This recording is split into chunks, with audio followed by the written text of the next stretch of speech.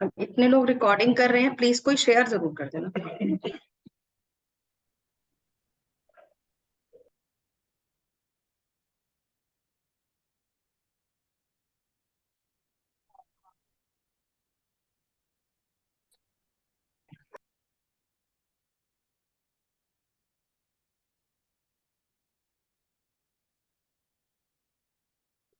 सभी के सभी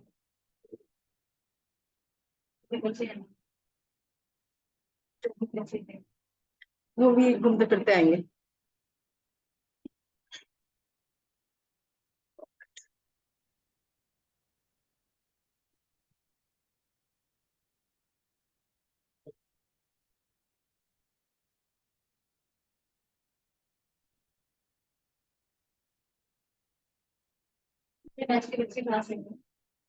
तीन, तीन तो है, बाकी बाकी इधर उधर से भी है जो दोबारा दोबारा रिपीट भी कर रहे हैं। चलिए कोई नहीं। चलिए तो यहाँ पे जैसे कि अभी मैं बता रही थी कि एओपी यूज करता है, स्पेक्स यूज होती है, तो ये हम बनाना सीखेंगे कि एडवाइसेस क्या होती है, पॉइंट कट्स क्या होते हैं, ये सब आपका अपकमिंग क्लासेस में आने वाला। तो अभी हम यहाँ पर इन्हीं को क्या करने वाले हैं, एक्सेस करने वाले। अब before the time runs out, मैं आपको एक क्या करना चाह रही थी, प्रोजेक्ट बनवाना चाह रही थी कि आप एक बार इसका प्रोजेक्ट कॉन्फ़िगरेशन देख लीजिए, स्प्रिंग का क्या है। थ्योरी तो फिर ये रहेगा कि हम साथ के साथ पढ़ते भी रहेंगे और समझते भी रहेंगे। चलिए बाकी के भी आ गए आशा आपके।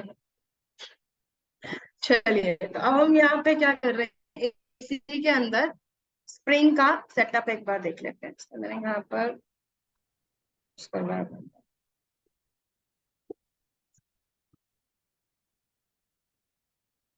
क्योंकि इसके अंदर ना एक चीज मेन रहती है कि आपको इसके अंदर सेटिंग सीखनी है। जैसे आपने अगर हाइबरनेट किया है, जिन स्टूडेंट्स ने, उनको पता होगा कि हम वहां पे कॉन्फ़िगरेशन ज्यादातर जब करते थे तो दो तरीके से करते थे। क्या क्या तरीका रहता था, एक लगती थी एनोटेशन और दूसरा लगता था एक्सएमएल। तो यहाँ पर भी सेम वे में हम एनोटेशन और एक्सएमएल दोनों का यूज। अगर आप यहाँ पर कोई भी काम कराना चाहते हैं अपने एप्लीकेशन में, तो उसके लिए हम इसी का यूज करेंगे। So let's start a new class for spring. और इसके अंदर हम क्या करते हैं, क्लास में प्रोजेक्ट बना कर देंगे। अब यहाँ पर प्रोजेक्ट जो बनाएंगे, इसमें क्या क्या चीजें आएंगी, क्या क्या डिपेंडेंसीज लगेंगी, वो भी देखेंगे। तो सबसे पहले तो आप यहाँ पर मेविन में आ जाइए।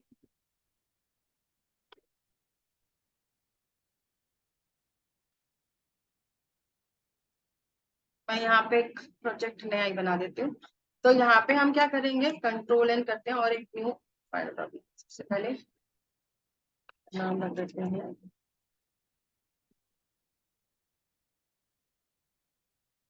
फिर तो इसको सेलेक्ट कर लेते हैं, तो एक नया फोल्डर सेट हो जाएगा।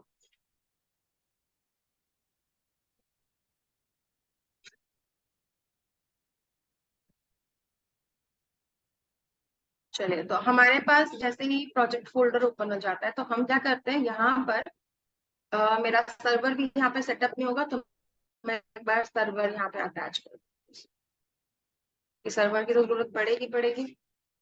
अभी हम जब स्टार्टिंग में स्प्रिंग पे काम करें, तो यहाँ पे हमें कोर पे काम करना पहले तो सीखना है, फिर हम इसको वेब पे काम करते हैं।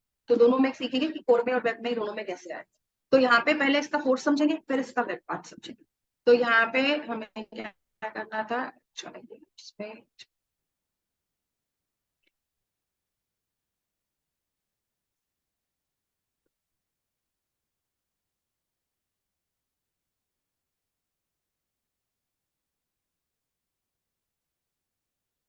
टॉम कैट का सेटअप कर देते हैं इसके अकॉर्डिंग।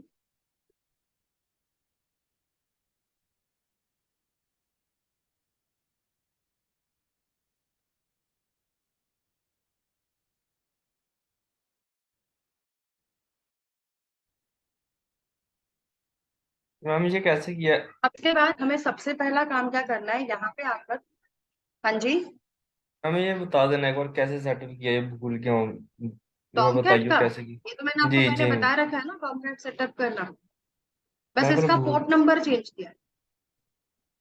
नहीं ये तो पता था, ऊपर इसके पहले जो टॉम किया कैट जैसे शो। में पोर्ट और यहाँ पे 8083।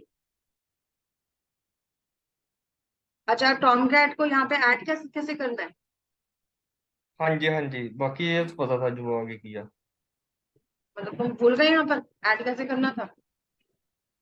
भूल ही गए मैं। एडवांस जावा करने के बाद तो 10 बार कर लेते हो उसको सेटअप। नहीं चला, हटाया, दोबारा लग अपना काम चलता रहता है। चलिए फिलहाल यहाँ देखते हैं। अगर आपके पास जैसे टॉमकैट इंस्टॉल्ड है, आपने इंस्टॉल किया होगा अपने सिस्टम पे, तो नो सर्वर्स आपका लिखा हुआ आएगा यहाँ पे। जब फर्स्ट टाइम आओगे अपाची पे क्लिक करोगे और फिर यहाँ पे जाके टॉमकैट 9.0 सेलेक्ट करो। एंड आफ्टर दैट अभी मैंने क्योंकि यहाँ पे कॉन्फ़िगर कर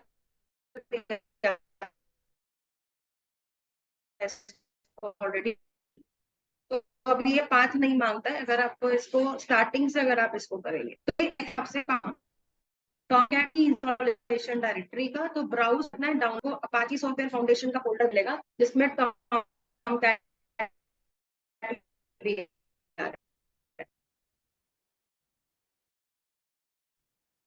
तो टॉमकैट में आके सिलेक्ट फोल्डर, तो आपका पास चाहिए अंदर आपको पोर्ट सेट करने पड़ते हैं।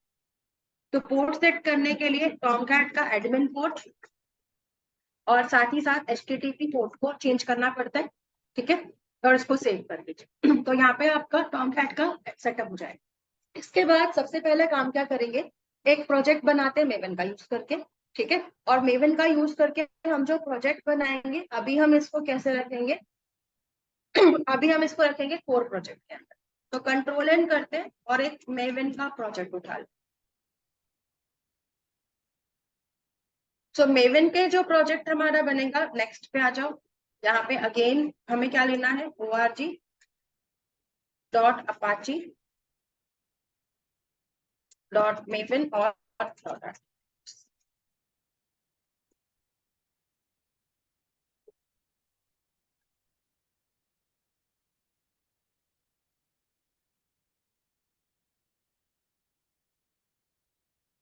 टाइम ले रहा है थोड़ा सा ही। नहीं नहीं, हो गया, क्विक स्टार्ट उठाना। तो क्विक स्टार्ट लेंगे अभी इसके अंदर हम। ठीक है, 1.4 का नेक्स्ट पे आते हैं और यहाँ पे ग्रुप आईडी ले लेते हैं। तो हम यहाँ पे लिख देते हैं स्ट्रिंग डेमो और इसका नाम लिख देते हैं फर्स्ट। पैकेज में यहाँ पे ले लेते हैं com.5, फिनिश कर देते हैं। अब इसके बाद अगला काम जो आपका रहेगा ना, यहाँ पर इस प्रोजेक्ट के अंदर पहला काम तो है com.xml में चलते हैं। अब अगर आप com.xml ले रहे हो तो इसके अंदर आकर आपको डिपेंडेंसीज लगानी होंगी, और डिपेंडेंसीज कौन कौन सी लगेंगी, लगेंगी कोर की और कॉन्टेक्स्ट की। तो स्प्रिंग कोर और स्प्रिंग कॉन्टेक्स्ट की दो डिपेंडेंसीज हमें लगानी है। दोनों का वर्जन मैच करना चाहिए, जो भी वर्जन आप यूज करोगे। ठीक है, तो यहाँ पे आपको कहाँ काम क्या करवाना है, इसके डिपेंडेंसीज वाले सेक्शन में आ जाओ। इंटरनेट पे चले जाओ पहले तो। यहाँ पे जाकर आपको स्प्रिंग कोर डिपेंडेंसी लेनी। स्प्रिंग कोर की डिपेंडेंसी को आप यहाँ से सेट करोगे, उठाएंगे यहाँ से। एंड आफ्टर दैट आप यहाँ पे देख सकते हो, तो थोड़ी जो स्टेबल वर्जन हो उसको उठाएंगे। तो यहाँ पे देख रहे, तो इसमें काफी ज्यादा आपको दिख रही है, वल्नरेबिलिटीज दिख रही है। तो हम क्या करते हैं, ज्यादातर मैं इसके अंदर ज्यादातर लेती हूँ 5.3, 6 भी लग रही है। जिसका यूसेज ज्यादा आ रहा है ना वो भी उठा सकते हैं। एक कौन सा वाला कहते हैं, 5.3.20।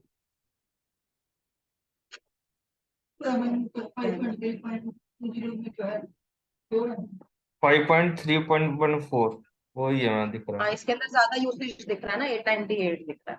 तो इसको उठा लेते हैं, तो 5.3.20 लेते हैं।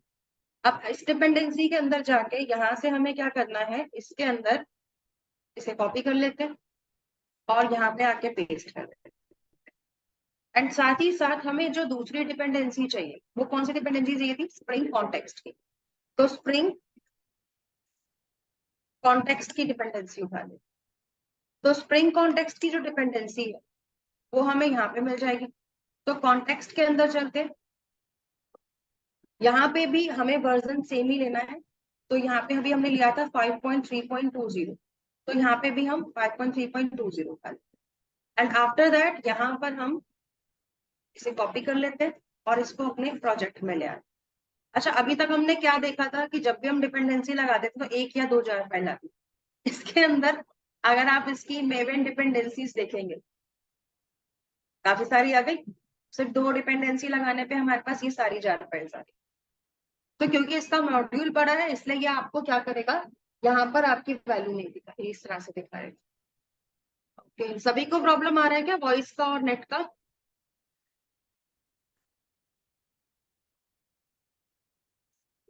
तो मैं हाँ जी। ओके, श्रेयांश एक बार चेक कर लो आप प्लीज।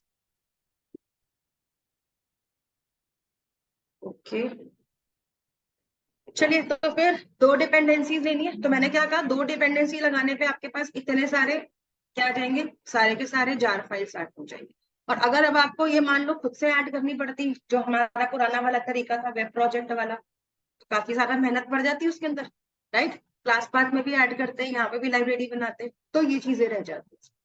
चलिए तो फिलहाल के लिए एक और चीज थी, जैसे कि मेमन हमें थोड़ा सा परेशान तो करता ही है, 1.7 उठा लेता है। तो यहाँ पे हम क्या करते हैं, इसके अंदर इसके बिल्ड पाथ में चले जाते हैं, कॉन्फ़िगर बिल्ड पाथ में आ जाओ।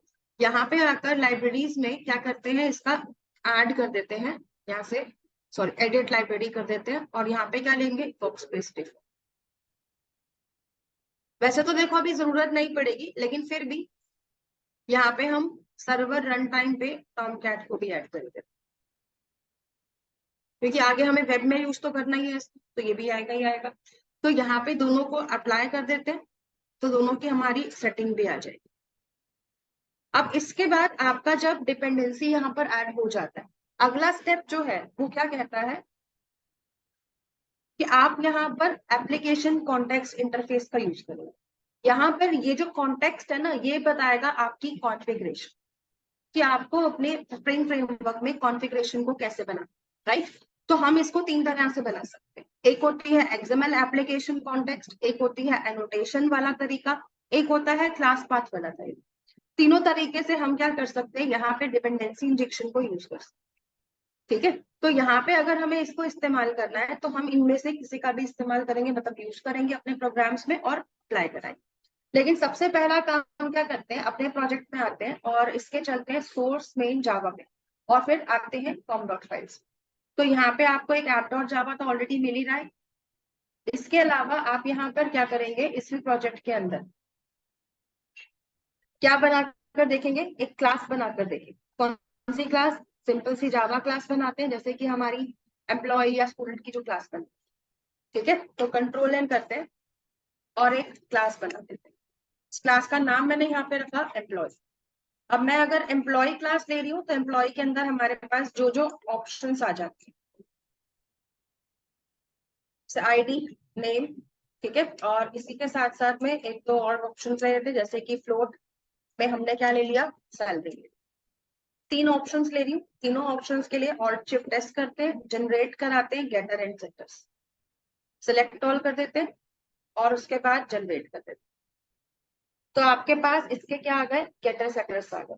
इसके बाद आप यहाँ पर एक ऑप्शन और बना दीजिए, मान लो आपको यहाँ पर प्रिंट कराना है वैल्यू को, तो ऑल्ट शिफ्ट एस करते हैं, जनरेट कर देते हैं टू स्ट्रिंग मैथड। ठीक है, तो ये आपकी पूरी बीन क्लास सेट हो गई, जिसके अंदर आपके पास ये सब है। अब अभी फिलहाल मैं यहाँ पे ज्यादा क्लासेस नहीं बनाऊंगी, क्योंकि अभी मैं कहा भी पहला प्रोजेक्ट है तो इसको हम जरा सेट करके देखेंगे। अब इसके बाद आपको यहाँ पर क्या बनानी है, आपको एक एक्सएमएल फाइल बनानी। तो आपको ये एक्सएमएल फाइल कहाँ बनानी है, जैसे मैंने एबिनेट में भी सिखाया था, कहाँ पे बनता है, सोर्स में बनती है। तो यहाँ पे सोर्स को सिलेक्ट करोगे, कंट्रोल एन करोगे और एक एक्सएमएल फाइल बनाओ। और इस एक्सएमएल फाइल का जो नाम है आप अपने हिसाब से कुछ भी ले सकते हो। ठीक है, तो यहाँ पे मैं इसका नाम जो है वो किसके हिसाब से लूंगी, अपनी क्लास के अकॉर्डिंग। तो मैं यहाँ पे ले लेती हूँ config डॉट एक्सएमएल। अब अगर आपको यहाँ पर अपनी कॉन्फ़िगरेशन यूज करनी है, सेटअप करानी है, तो यहाँ पे आपको क्या करना पड़ेगा, इस कॉन्फ़िगरेशन के सोर्स पे चलते हैं।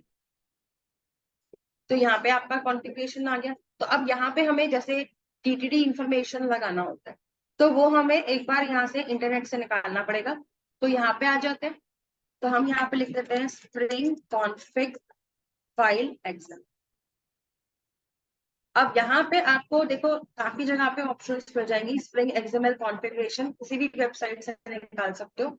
तो यहाँ पे आपको कई जगहों पर ये मिल जाएगा। देखिए, तो यहाँ पे अगर आ जाते हैं, ओके, ये तो आपकी डिपेंडेंसीज हैं, ये बीन क्लास बना रखे हैं ये। तो देखो ये आपकी आती है एप्लीकेशन कॉन्टेक्स्ट भी बोलते हैं इसको हम, या फिर कॉन्फ़िग भी बोल देते हैं कुछ लोग इसका। तो यहाँ पे आपका क्या रहेगा, ये वाला जो आपका स्टार्टिंग का आपको ऑप्शन दिख रहा है बीन्स वाला, ठीक है, तो ये वाला आपको ऑप्शन चाहिए होगा एक्सेस डी। फाइन, तो बीन स्टार्ट चाहिए होगा, इसको कॉपी कर लेते हैं और इसे आकर अपने प्रोजेक्ट में पेस्ट मार देते हैं। ओके, एंड आफ्टर दैट यहाँ पर बीन्स को क्लोज भी करा, ठीक है। तो ये तो आपकी आ गई स्टार्टिंग की कॉन्फ़िगरेशन जो कि स्प्रिंग फ्रेमवर्क आपको प्रोवाइड करता है। इसमें काफी ऐसी चीजें हम जो धीरे धीरे सीखेंगे, जैसे एओपी का भी दे रखा है, स्कीमा लोकेशन डाल रखा है, कहाँ कहाँ से कॉन्टेक्स्ट की वैल्यू उठा रहा है, एओपी की वैल्यू उठा रहा है, तो ये सारा इसमें दे रखा है।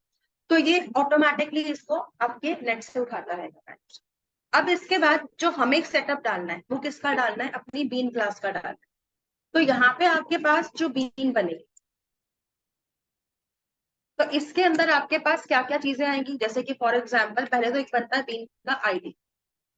तो बीन का आईडी जो है वो आप अपने हिसाब से ले सकते हो। जैसे याद होगा आपको जब हम यूज बीन इस्तेमाल करते थे जेएसपी में, तो वहां पे हम एक आईडी बनाते थे जो उसको ऑब्जेक्ट की तरह मैनेज करता था, काम करता था।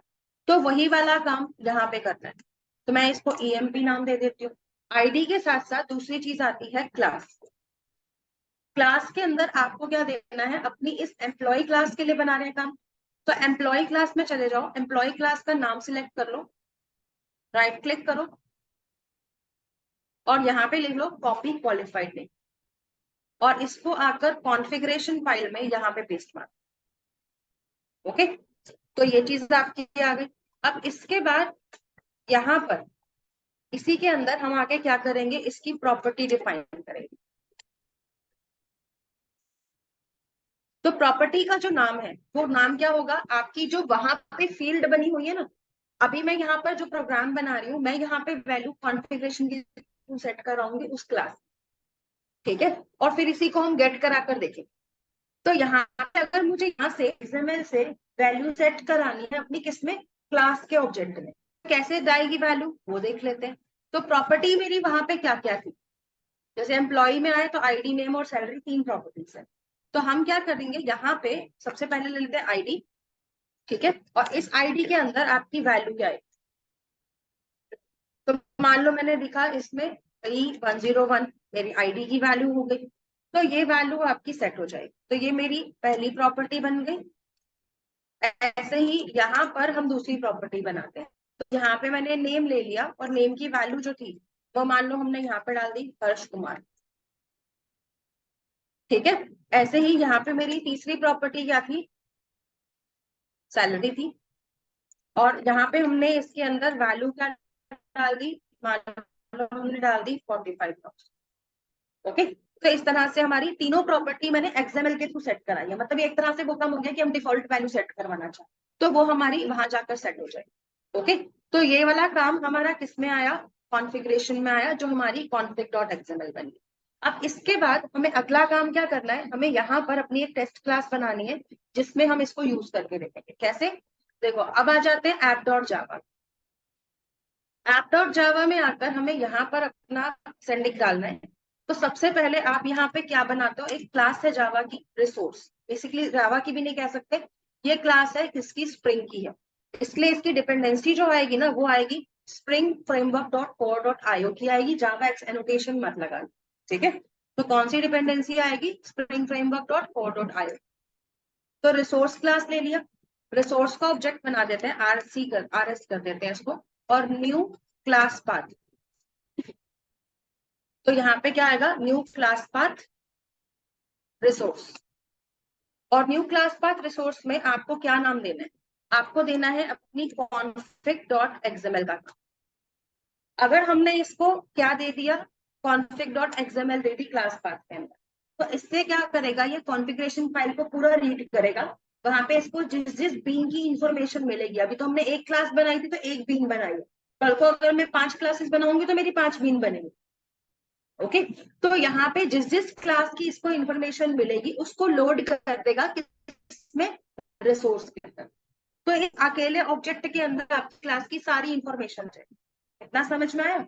अब इसके बाद अगला काम क्या करना है, जब आपका रिसोर्स सेट हो जाए तो यहाँ पर जावा की बेसिकली कह लो स्प्रिंग की एक क्लास है जिसको हम बोलते हैं बीन फैक्ट्री। अब इसके अंदर भी डिपेंडेंसी गलत मत लगाना, अपाची वाली कौन सी वाली लगेगी, spring framework dot beans dot factory लगेगी। तो ये वाली डिपेंडेंसी लेनी है, ठीक है, ये वाला इंपोर्ट लेना है। और इसके बाद यहाँ पे बीन फैक्ट्री का ऑब्जेक्ट बनेगा, यहाँ पे आप लेंगे न्यू, सॉरी बीन फैक्ट्री के लिए हम फैक्ट्री ले लेते हैं, equals to new XML bean factory आ जाएगी। और एक्सएमएल बीन फैक्ट्री को आप क्या दे दोगे, रिसोर्स दे दो। क्लियर है यहाँ तक? अब इतना जो काम हो गया ना, मतलब बीन फैक्ट्री को हमने क्यों दिया, क्योंकि पहले तो हमने कॉन्फ़िगरेशन को लोड किया, फिर कॉन्फ़िगरेशन को उठा के बीन फैक्ट्री को दिया, बीन्स क्रिएट करा देते। मतलब जैसे ही ये फाइल का डाटा किसके पास गया, फैक्ट्री के पास, तो जितनी बीन्स मिलेगी अपने आप उनके ऑब्जेक्ट बना देगा, ऑब्जेक्ट बना देगा, ऑब्जेक्ट कॉन्फ़िगर कर देगा, मतलब उनकी लाइफ साइकिल स्टार्ट कर देगा। आफ्टर दैट यहाँ पर अगला काम क्या होगा, मान लो मैंने यहाँ पे लिखा एम्प्लॉय, मुझे एम्प्लॉय को मुझे करना क्या है, यहाँ पे लिखना है फैक्ट्री, तो मैंने अभी फैक्ट्री नाम का ऑब्जेक्ट बनाया था। हाँ फैक्ट्री था, अच्छा फैक्ट्री बन गया, तभी मैं बोलूँ ये आया क्या। चलिए तो फैक्ट्री डॉट कर देते हैं, यहाँ पे हम लिखेंगे इसके अंदर गेट बीन, और गेट बीन में हमें ये बताना है कि मेरी बीन का नाम वहां पे क्या था, ईएमपी था, ईएमपी नाम से बनाया था। तो कौन सी वाली बीन गेट करनी है, ईएमपी वाली बीन गेट करनी है, और जो भी वैल्यू आएगी वो एम्प्लॉय टाइप की आएगी। तो एड कास्ट टू एम्प्लॉय कर दीजिए। तो मैंने बिना न्यू कीवर्ड का यूज किया, ऑब्जेक्ट जनरेट करा दिया उसका। एंड आफ्टर दैट अगर मैं यहाँ पर प्रिंट करती हूँ ई को, तो जो इन्फॉर्मेशन वहां पे थी वो ऑटोमेटिकली सेटर मेथड के अंदर चली गई, मेरे वेरिएबल्स में भी आ गई। अब मैं इसको प्रिंट कराऊंगी तो वैल्यू प्रिंट भी करा दे। अगर आपका कॉन्फ़िगरेशन सही रहा तो बिना एक्सेप्शन के काम करेगा, लेकिन अगर एक्सेप्शन आएगी भी तो अच्छी बात है, पता होना चाहिए एक्सेप्शन क्या आ रही है। तो देखिए आपके पास जो आपकी क्लास रन हो गई, मैंने कहीं पर सेटर मेथड कॉल किया नहीं किया, मैंने न्यू कीवर्ड का यूज किया नहीं किया, जो वैल्यू कॉन्फ़िगरेशन में थी वो उठा के उसने अपने आप ले गई, किसमें, ऑब्जेक्ट के थ्रू सेटर मेथड्स में ऐड करा दिया, और यहाँ पे आपकी वैल्यू भी आ। अब अच्छा पता कैसे चलेगा कि सेटर कॉल हुआ, डिफॉल्ट कंस्ट्रक्टर कॉल हुआ, क्या हुआ, सब कुछ पता ही नहीं चला, पीछे से बैकग्राउंड में हो गया सारा काम। तो अगर मान लो यहाँ पे हमें ये चीज देखनी है, गेट बीन जो है वो बीन को गेट करता है, जो गेट बीन मेथड है ना आपका, it is use to get the defined bean class from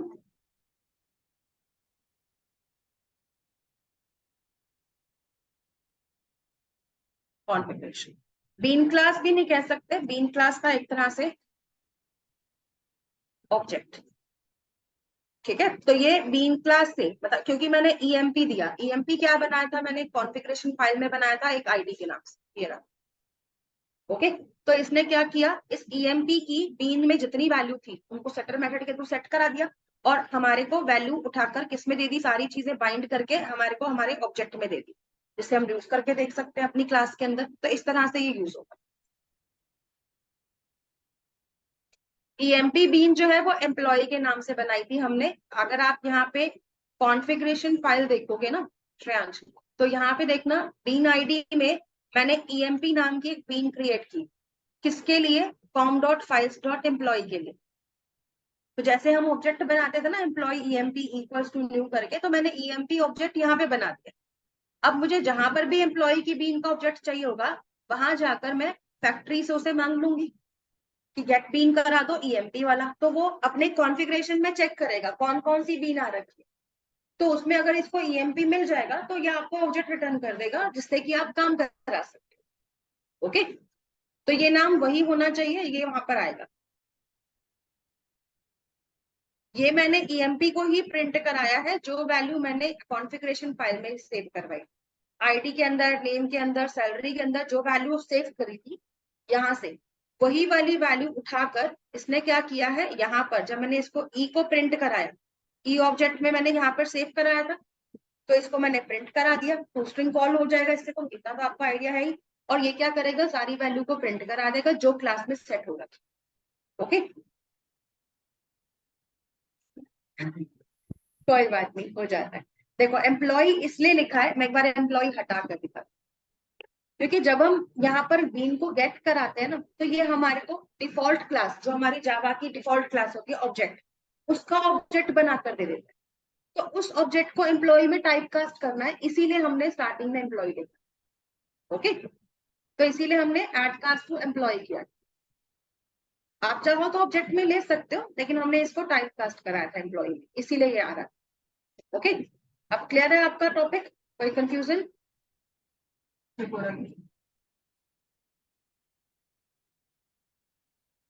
I think Shreyansh तुमने सुना नहीं, चलो मैं एक बार करती हूँ, दोबारा से समझा देती हूँ। देखो सबसे पहले हमने यहाँ पे एम्प्लॉय क्लास बनाई, एम्प्लॉय क्लास के अंदर हमने आईडी, नेम, सैलरी लिया, गेटर सेटर लिया, टू स्ट्रिंग ले लिया।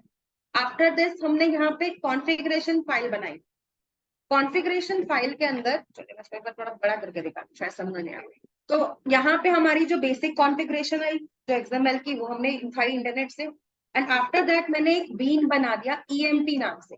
अब अगर मुझे अपनी टेस्ट क्लास में जाकर या ऐप डॉट जावा में जाकर इस बीन की कोई भी इंफॉर्मेशन उठानी है, तो मैं ये वाला नाम से इसको गेट कर सकती।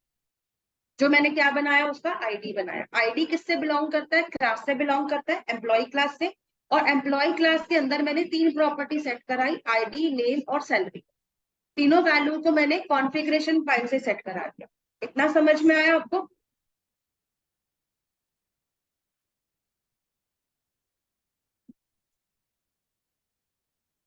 ठीक है, तो अब इसके बाद हमने यहाँ पर काम कर दिया कि इसके बाद हमने इसको सेव कर दिया। अब हमने सिर्फ ऐप डॉट जावा बनाया था। ऐप डॉट जावा में मैंने पहले रिसोर्स लिया, बीन फैक्ट्री लिया।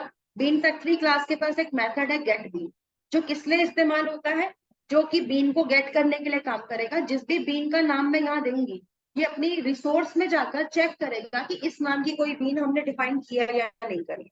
तो जब इसको यहाँ पे ईएमपी मिलेगा, तो ये इस ईएमपी को अपने रिसोर्स में चेक करेगा, मतलब एक तरह से कह लो कि कॉन्फिग फाइल में चेक करेगा। और जहां पर भी इसको ईएमपी मिलेगा, उससे रिलेटेड क्लास को ये फेच कर लेगा, और इस क्लास का ऑब्जेक्ट बनाकर उसमें वैल्यूज को सेट करा देगा, तीनों के तीनों। और आपको ये वाला ऑब्जेक्ट पूरा का पूरा, मतलब वैल्यू से सेट करके कहाँ पे दे देगा, यहाँ दे देगा। और फिर आप मैम उसी जो ऑब्जेक्ट को आपने कहा एम्प्लॉय के था ऑब्जेक्ट में कि सेव एम्प्लॉय करा का है। ऐड कास्ट कर, ओके, एंड आफ्टर मैम ये जो दैट आप ऐड कास्ट इसको वाला अगर आपने प्रिंट बताया उसमें कराओगे तो ये ऑब्जेक्ट इसकी किसका वैल्यू बनना है? प्रिंट करके दिखा देगा। सिर्फ इतना काम हुआ है, समझ में आया? ओके, तो क्लियर है आपके डाउट्स मैम, श्रेयांश? हाँ जी। मैम ये जो ऐड कास्ट में आपने एम्प्लॉय वाला बोला आपने, उसमें ऑब्जेक्ट किसका बन रहा था मैम? अगर ऐड कास्ट में एम्प्लॉय को ना करूँ देखो तो मैम जावा वो में ऑब्जेक्ट अगर, किसका बना रहा था, बीन क्लास का? जावा में देखो एक प्रॉब्लम क्या था, जब ये स्ट्रिंग के अंदर वर्क करवा रहे थे, तो उनको था कि अगर मैं किसी पर्टिकुलर क्लास का नाम दे दूंगी, तो बाय डिफॉल्ट मुझे हर बार उसको लोड करना पड़ेगा। इसलिए इन्होंने क्या किया, जावा की जो इनबिल्ट क्लास थी, आपको मैंने शुरू से बताया था कोर जावा में भी, एडवांस जावा में, कि जावा की एक इनबिल्ट क्लास है ऑब्जेक्ट नाम से, जो सारी क्लासेस की क्या है, पेरेंट क्लास। अगर कभी किसी क्लास का नाम याद ना आ रहा हो, तो क्या लगा दो, ऑब्जेक्ट लगा दो फुल कैपिटल, तो उसके अंदर आपका ऑब्जेक्ट सेव हो जाता है, हर टाइप का ऑब्जेक्ट सेव करवा देता है। इसीलिए इन्होंने क्या किया, स्प्रिंग फ्रेमवर्क जब डिजाइन किया, तो उन्होंने कहा कि जब गेट बीन यूज होगा, तो वो ऑब्जेक्ट यूज करेगा, ऑब्जेक्ट क्लास का ही ऑब्जेक्ट बनाएगा। और ऑब्जेक्ट में क्योंकि हर चीज का ऑब्जेक्ट आ सकता है, एम्प्लॉय का भी आ सकता है, हर किसी का ऑब्जेक्ट सेव हो सकता है, तो उन्होंने ऑब्जेक्ट दे दिया। अब यहाँ पे होता क्या है कि जब मैं उस ऑब्जेक्ट को गेट करती हूँ ना, तो ये एक्सपेक्ट करता है कि मैं यहाँ पर ऑब्जेक्ट को इस्तेमाल करूँ, लेकिन फिर मेरी रिकॉग्निशन चली जाएगी, है ना? फिर मुझे को कैसे समझ में आएगा कि भाई ऑब्जेक्ट किसका है? ऑब्जेक्ट तो किसी भी चीज का आ सकता है। इसीलिए मैंने यहाँ पर क्या ले लिया, एम्प्लॉय। लेकिन जैसे ही एम्प्लॉय लिया तो इसका एरर देखिए क्या दिखा रहा है, can not convert from object to employee, क्योंकि वो कंटेनर का फर्क आ गया, ऑब्जेक्ट तो काफी लार्ज है और एम्प्लॉय हमारा छोटा सा है। तो वही वाली बात आ गई ना कि बड़े कंटेनर की वैल्यू छोटे में नहीं जा सकती है। तो इसी वजह से उसने कहा कि आप कास्टिंग लगा दो, कास्टिंग मैम ये लगा दो सेकंड वाला जिससे क्या कि है? आप, टाइप ऑफ की टू ऑब्जेक्ट।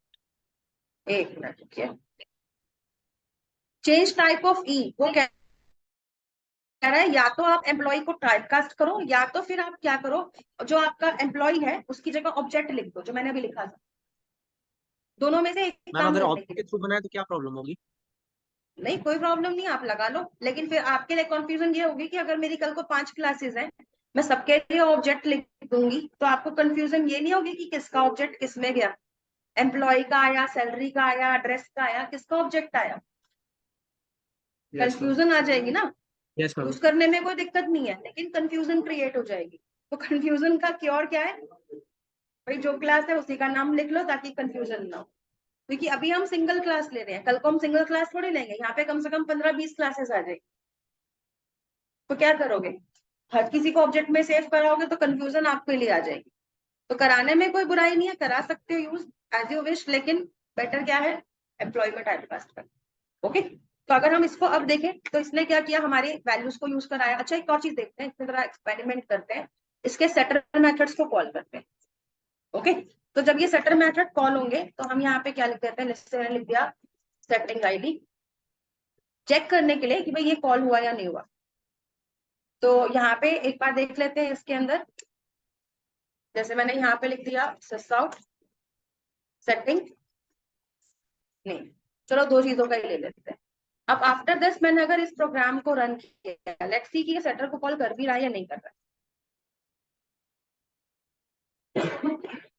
कर रहा है, ऑटोमेटिक कॉल कर रहा है, हमने नहीं कराया, इसने करा दिया। ठीक है, तो ये हमारा काम क्या कर रहा है, आधा कर रहा है ना। क्योंकि हमने यहाँ पर पहले क्या करना पड़ता था, सेट कराना पड़ता था, फिर ऑब्जेक्ट को लेना पड़ता था, फिर प्रिंट कराना पड़ता था। अभी हम क्या, फिर ऑब्जेक्ट को बुला रहे हैं कॉन्फ़िगरेशन से और उसको प्रिंट करा रहे हैं। सेटिंग का जो काम था वो इसने संभाल लिया। तो ये आपके लिए स्प्रिंग का, ये तो बहुत ही छोटा सा ऑप्शन है, लेकिन ऐसे ही हमारे पास ऐसे बहुत अच्छे अच्छे ऑप्शन आएंगे जिसमें हमारा जैसे जैसे आगे जाएंगे ना, आप इसकी फंक्शनलिटी को देखोगे। तो अभी आपको आदत क्या पड़ी है, क्योंकि इतने सारे जो आपने क्वेश्चंस पूछे वो मैं समझ सकती हूँ क्यों, क्योंकि अभी तक आदत क्या पड़ी थी, हर चीज खुद से करने की। अब हमारा सारा काम कौन करा रहा है, आधा काम कौन करा रहा है, स्प्रिंग करा रहा है। तो कहीं ना कहीं तो कंफ्यूजन आएगा कि ये कैसे हो गया। ठीक है, तो वो चीज आ जाती है। तो कोई दिक्कत नहीं है, इसको एक एक करके धीरे धीरे समझेंगे। पहले तो मैं एक दो क्लासेस आपकी स्लो ही रखती हूँ नॉर्मली, ताकि आपको एक बार कॉन्फ़िगरेशन समझ में आए, फिर लगाऊंगी आगे। ठीक है, तो यहाँ पे मैम इसमें जो इसमें वैल्यू सेट करने के लिए कोई डिपेंडेंसी मैम पहले से लगी हुई है क्या स्प्रिंग में? नहीं, ऐसा कुछ नहीं है। जो स्प्रिंग है ना, इसके पास डिपेंडेंसी इंजेक्शन नाम का एक मॉड्यूल है जिसको भी हम समझ रहे थे। तो ये इसने यस डिपेंडेंसी मैम। को इंजेक्ट कराया खुद से, एक तरह से। ओके, और अभी हम जो अगली क्लासेस में काम भी करेंगे उसमें हम ये भी देखेंगे कि अगर एक से ज्यादा क्लासेस आ गई तो ये कैसे करेगा। तो यहाँ पे हम इसके थ्रू भी काम कराएंगे। इवन कई केसेस में तो हमारी ये कॉन्फ़िगरेशन फाइल हट जाएगी अगर मैंने एनोटेशन लगा दी, तो सारा का सारा काम कहाँ चला जाएगा, एम्प्लॉय में चला जाएगा एनोटेशन के थ्रू। ओके, तो ये तो अभी हमने कॉन्फ़िगरेशन बनाया है जिसके थ्रू हम काम करा रहे हैं। तो ये इस तरह से भी work करता है, इसको हम हटा के एनोटेशन भी लगा सकते हैं। तो ये सारा करेंगे एक एक करके, धीरे धीरे करके, जैसे कि इसमें हम आगे चलेंगे। थोड़ा सा एक आइडिया दे रही हूँ जो मुझे कल भी कराना है। देखो यहाँ पे हम क्या कर रहे हैं, डिपेंडेंसी इंजेक्शन लगा रहे हैं। तो ये दो तरीके से आ सकता है, सेटर इंजेक्शन भी लग सकता है, कंस्ट्रक्टर इंजेक्शन भी लग सकता है। तो यहाँ पे सेटर के थ्रू हमें काम कराना होता है, तो जो बीन क्लास अभी हमने बनाई थी ना, उसी में जाकर जब हम प्रॉपर्टी डिफाइन करेंगे। ठीक है, तो यहाँ पे हम क्या कर रहे थे, अभी बीन क्लास ले रहे थे, उसका ऑब्जेक्ट बना रहे थे, फिर प्रॉपर्टी में अपनी फील्ड नेम और वैल्यू दे रहे थे। तो वैल्यू आप ऐसे भी दे सकते हो, टैग बनाकर, जैसे अभी तो मैंने बीच में लिख दिया था, अब टैग बना के भी दे सकते हो। तो वैल्यू आप यहाँ पर दे देंगे। तो अगर आपको सेटर इंजेक्शन जो भी हमने यूज किया ना, वो सेटर इंजेक्शन था कि सेटर अपने आप चल पड़ा और उसने अपने आप वैल्यू को सेट करा दिया। ओके, तो ये था सेटर इंजेक्शन जो अभी हमने काम करवाया। तो ये क्या कर रहा था, वैल्यू उसको सेट करवा रहा था, किसमें जाकर, आपकी बीन में जाकर, क्लास में जाकर। अब इसको सेट कराने का एक तरीका और भी, आप इसको अभी जो मैंने कॉन्फ़िगरेशन यूज कराया था वो ये वाला कराया। जिसमें हमने वैल्यू को बीच में लिखा था। अगर आप कराना चाहो तो आप ऐसे भी कर सकते हो कि प्रॉपर्टी नेम लिया, फिर प्रॉपर्टी टैग के क्लोजिंग एंडिंग के बीच में एक वैल्यू बना दी, ऐसे भी ले सकते थे। तीसरा तरीका ये था कि जहां पे बीन क्लास बना रहे हो ना, उसी के अंदर यूजर नेम और ऑब्जेक्ट के साथ में पी लिख लो, पी स्कीमा बनता है। ये स्कीमा भी आप अपने आप मत बनाना, इसको मैं बनाना सीखूंगी, क्योंकि इसके लिए हमें कॉन्फ़िगरेशन में एक लाइन और ऐड करनी पड़ेगी। ओके, तो इसके अंदर अगर हम वो लाइन कॉन्फ़िगरेशन की ऐड कर दें तो मुझे अलग से प्रॉपर्टी बनाने की जरूरत ही नहीं। मैं सिर्फ यहाँ पर आकर पी कॉलन फील्ड नेम और वैल्यू लिखूंगी, स्पेस के बाद दूसरा फील्ड नेम वैल्यू आएगा, तो एक ही लाइन में सारा कोड भी हो जाएगा। ओके, तो इस तरह से भी इसको कराएंगे, लेकिन ये तीसरा वाला तरीका कल कराऊंगी। ये दोनों है, इन दोनों को आप इजी है, समझ सकते हो। ओके, तो इनको यूज कर लीजिए। तो ये होता है आपका सेटर इंजेक्शन, जो अभी हमने अपने प्रोग्राम्स में यूज किया। ये मैं आपको कल कराऊंगी आगे का सारा, कि आपको अगर कलेक्शन की वैल्यू को सेट कराना है, मतलब कलेक्शन फ्रेमवर्क की वैल्यूज को सेट कराना है, वो कैसे सेट होंगी। वेरिएबल्स को तो आपने देखा अभी कैसे सेटर इंजेक्शन में ले रहे थे, ठीक है। स्कीमास भी बताऊंगी, साथ के साथ में कलेक्शन का भी बताऊंगी। तो ये सारा आपका कल की क्लासेस में आने वाला है। पढ़ना चाहते हो तो खुद से पढ़ लेना, मैम ये पूरा मैं आपको शेयर कर मैम ये दूंगी। पीडीएफ शेयर कर दीजिएगा प्लीज। हाँ जी, ठीक है, ठीक। तो इसको हम शेयर कर देंगे। तो अभी आप लोगों को आज सिर्फ इतना करना है, एक स्प्रिंग का प्रोजेक्ट बनाओ, उसमें डिपेंडेंसी इंजेक्शन लगाओ सेटर का, और उसको चला कर देखो। अगर इतना समझ में आ रहा है तो फिर कल की क्लास का आराम से समझ में आ जाएगा, ठीक है। तो डिपेंडेंसीज भी लगानी है दो दो, इनको भी यूज करना इजी है। मुश्किल तो नहीं लगा? नहीं लगेगा, मुश्किल है ही नहीं। काम आपका आसान कर रहे हैं, मुश्किल कहाँ हो जाए। अभी तो मैंने मैम कुछ टाइम शुरू ही में एक्स्ट्रा, एक ही ही प्रोग्राम बनवाया, इसको कर लो। शुरू में इजी है, आगे भी इजी लगेगा, ठीक है। अगर जिसे तो फिर बता मैम डिफिकल्ट लग रहा है, ठीक है। ओके, चलिए कोई नहीं, नेक्स्ट क्लास में मिलते हैं। मैंने नेट से उठा के कॉपी पेस्ट मारी है। हाँ जी, दो डिपेंडेंसी है, ये मैंने पीपीटी में भी लगा रखा है, इसलिए कि दो डिपेंडेंसी लगानी, कोर की और कॉन्टेक्स्ट की। सिर्फ ये दो डिपेंडेंसी लगा दो, आपका सारा स्प्रिंग चल पड़ेगा। अभी तो आपका जब स्प्रिंग बूट आएगा ना, वो सर्वर की तरह चलेगा, उसको देखना, उसका बड़ा अच्छा सा वो स्प्रिंग लिखा हुआ आ जाता है, बड़ा बड़ा सा, मजेदार लगता है, ठीक है। लेकिन अभी उसको छोड़ देते हैं बात के लिए, हैं। स्प्रिंग लिखा हुआ आता है, वो डिजाइन बना दिया उन्होंने कंसोल पे, बड़ा अच्छा सा वो आएगा, प्रिंट हो जाएगा। वो शुरू शुरू में अच्छा लगता है जब नया नया सीखते हैं, बाद में तो यूज हो जाता है, ठीक है। कोई नहीं, चलिए अगली क्लास में मिलते हैं, इसको नेक्स्ट क्लास में कंटिन्यू करते हैं। अभी नहीं होंगी मैं, अपने आप ढूंढो, आना भी चाहिए ढूंढना, क्योंकि आगे जाके कुछ डिपेंडेंसीज और भी लगवाऊंगी मैं, सिर्फ इतनी नहीं आएंगी, क्योंकि एओपी की अपनी डिपेंडेंसी आएगी, हर मॉड्यूल की अपनी डिपेंडेंसी है। हाँ, ज्यादातर एक ही वेबसाइट यूज हो रही होती है आपकी। यहाँ पर कौन सी वाली थी, मेवन रिपोजिटरी है, इसी से आती है सारी डिपेंडेंसी, तो यहीं से उठानी है डिपेंडेंसी। जार फाइल लेनी होती है तो जावा 2s से आती है ज्यादातर, मेवन डिपेंडेंसी है तो यहाँ पे आ जाती है।